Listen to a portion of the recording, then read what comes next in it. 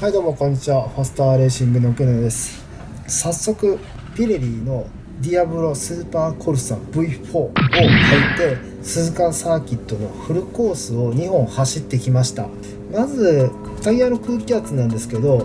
フロントは2キロ、リアは 1.6 キロですね。1枠目乗った感じ、ステップワークだけでバイクを倒して転がしていってたんですけど、第一印象あれ意外と軽いなと思ったんですよね。 V3 の時はちょっとタイヤがちょっと柔らかい化して、この横の転がり抵抗を感じて、ちょっとよっこいしょみたいな感じで倒さないといけなかったんですけど、空気圧もちょっと高めの設定だっていうのもあるんですけど、前回の触った感じでも腰があったんで、思ったより軽快に倒れました。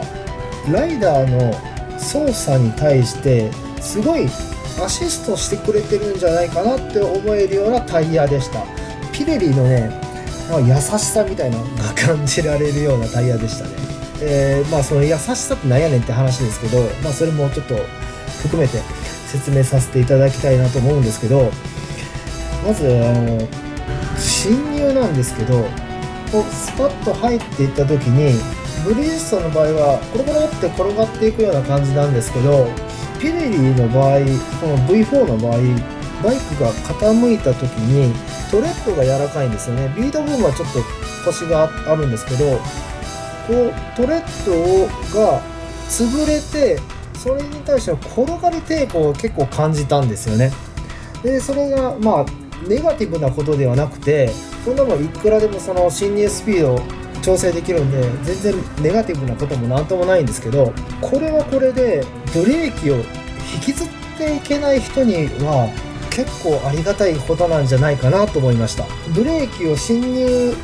時にちょっと残せない人もいるわけなんですよ。残せる人でも結構ね、その意識をブレーキに持っていかれるわけなんですよね。ピレリの場合は潰れて転がり抵抗でちょっとブレーキが開けてるような、ちょっと触ってる感覚すら感じられるぐらいで、とパッとブレーキを離すのではなく、何かさすがちょっと静かかなみたいな感じの転がり抵抗を感じるんですよね。だからこうブレーキ、進入時のブレーキが意識あんまりかけなくてもいいなっていう、そうですね、ライダーの負担が軽減されるような感じがしました。あとそうですね、一次旋回を終えて二次旋回に移行するときに、それも今度は逆パターンでいい感じで作用してくれるような気がしました。 V3 の場合はアクセル開けて潰れてからグッと回るような感じなんですけど、今回はそこまで潰れ感がなくて、でもトレッドは柔らかいので、トレッドは潰れるけどリード部分はしっかりしてくれてるような感じで、前みたいにすごいアクセル開けてブスッと潰れてから回るっていう、そこまでのラグはないんですよね。ちょっとグッとアクセル開けた時にちょっとグッとトレッドだけ潰れてくれて、リードでしっかりカチッと合成が出て回ってくれるんですよね。だから V3 ほどラグがないんですよね。結構アクセル雑に開けてもうまく吸収してくれるんですよね、リアタイヤが。なので僕みたいなトラコンついてないバイクには結構ありがたい感じがします。ものすごいラフに、もう旗から見ても結構ラフに開けてたんですよね。どれだけラフに開けてたかっていうと、2枠目終わってからアドバイザーで来てた竹石真也さんが、いやいい勢いで開けてたけどちょっとラフに開けすぎだよねって注意受けるぐらい、もうハイサイトで飛んでいくんじゃないかなと思って、ちょっと怖かったよみたいなぐらいアクセルをラフに開けてもびくともしなかったですね。最終的にはミニバイクほどじゃないんですけど、こうカッター開け始めて、いやトラクションかかったなと思ってグッと足してもうまく吸収してくれたんですよね。なので気づいたらもうかなりラフに開けてたみたいですなのでライダーがこのアクセルバーに意識あんまり持っていかずにコースライン取りに集中できるような感じでライダーの操作に対してかなりアシストしてくれるっていうか優しさっていうかそんな感じがしましたね。いいことばっかりに聞こえるんですけどブリヂストンから履き替えてすぐ走ってあれと思ったのがステップワークだけだとそのバンクスピードっていうのはどうしても足りなくなるんですよね。遅いんですよサーキット走行だと。なので逆風切ってスパッと倒すんですけどブレーキしてタイヤが潰れます。潰れて逆風切った時にこれがリムだとしてこうタイヤがあったとしたら潰れて1コーナーでこう逆風切った時にタイヤがねトレッドはそのままなんだけどこのリード部分でグニュッとねじれる感じがするんですよね。でねじれるからねじれた分ちょっとラグがあるんですよ。ねじれるだけでこう倒れてくれないんですよ。そのちょっとの間があるのでそれでもタイミングの問題なんで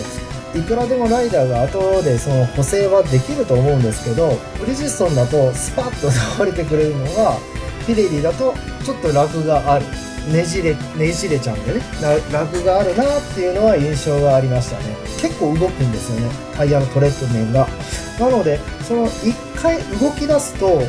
タイヤがブルブル震えるんですよね。ブリヂストンと比べて収束をするのにちょっと時間かかるんですよ。例えばデグナー2個目曲がってなんかちょっといやらしいこの右コーナーあるじゃないですか。右コーナー曲がって次ヘアピンみたいな時に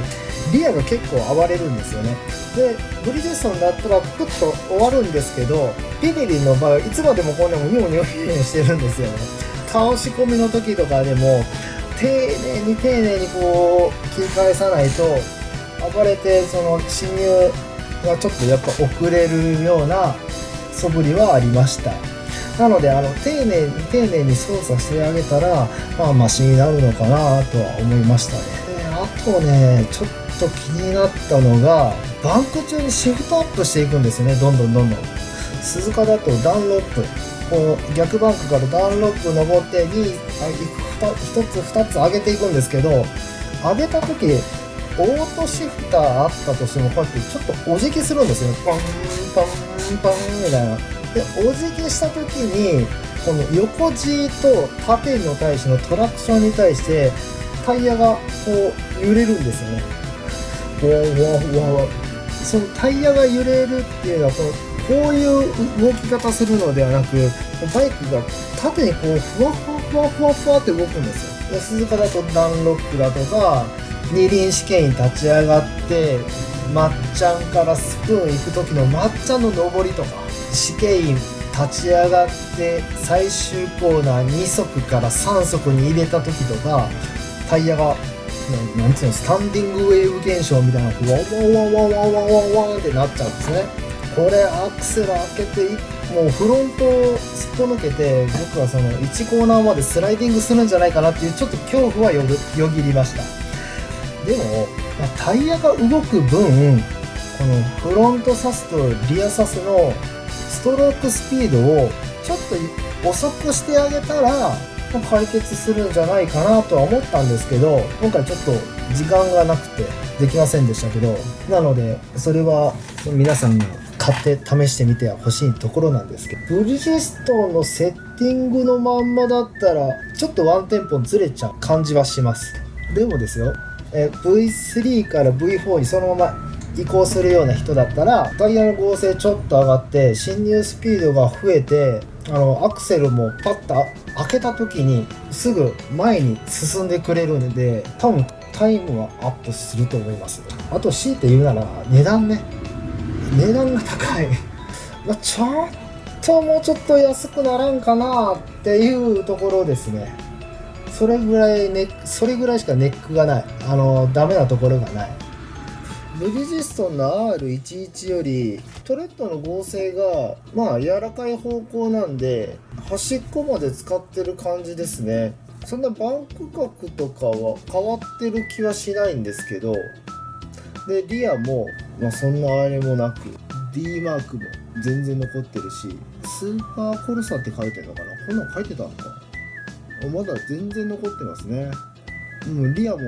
端っこまで使ってる感じがしますよね。無地実損の R11 だとやっぱりちょっと端っこ残るんですよ、5ミリぐらい。けどこっちはタイヤが潰れてくれてる分端っこまで使ってますよね。すごいフレンドリーなタイヤですね。